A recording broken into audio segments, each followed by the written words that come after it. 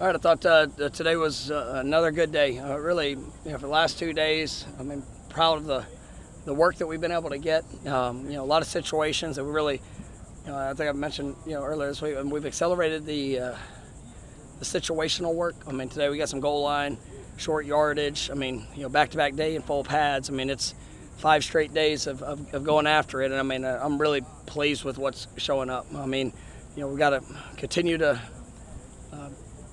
improve in our execution, but I think the guys, look, like I said yesterday, looking at the numbers, the output that they're investing, they're preparing at a high level, and I just a few things. They're late. Everybody on this field's hot. Everybody's probably tired. All those things are real, but what we're willing to give in those situations.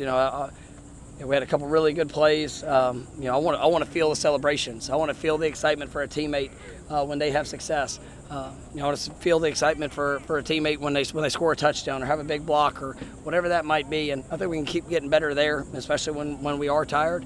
But I really like what I'm seeing from this team. And the ownership, last night was really good. Just continuing with the team building, who we get to do it with, and I just really pleased with what's been accomplished here in 2 days on the field, but also just what we're doing there off the field here in Jacksonville. Are you surprised at all by what you got from your young safety so early in camp?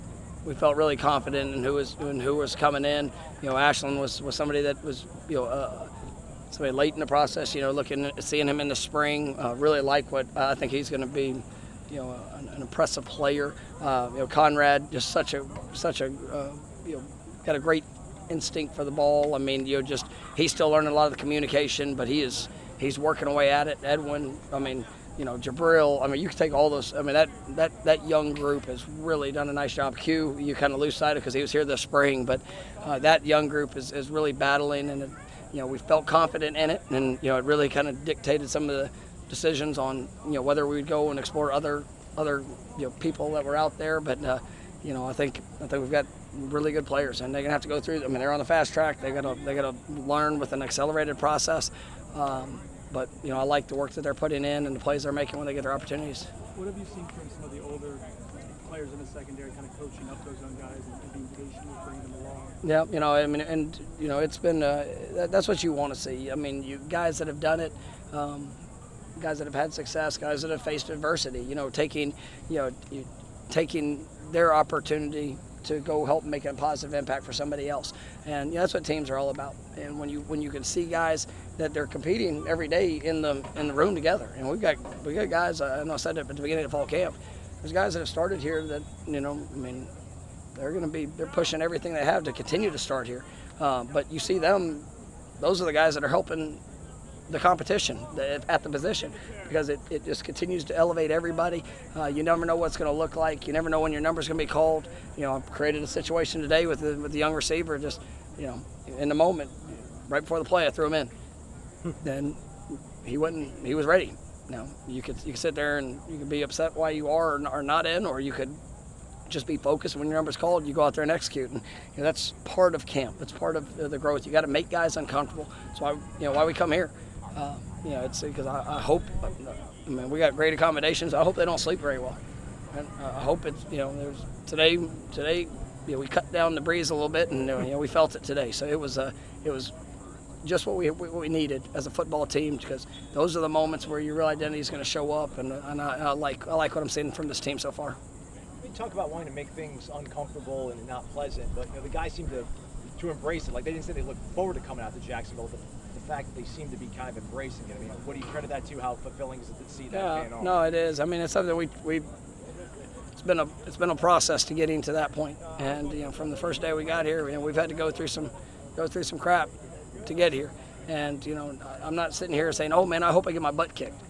But you know what? If I get beat on a play, and I know how I'm going to respond. And I'm not looking for the easiest path to get to where we need to go.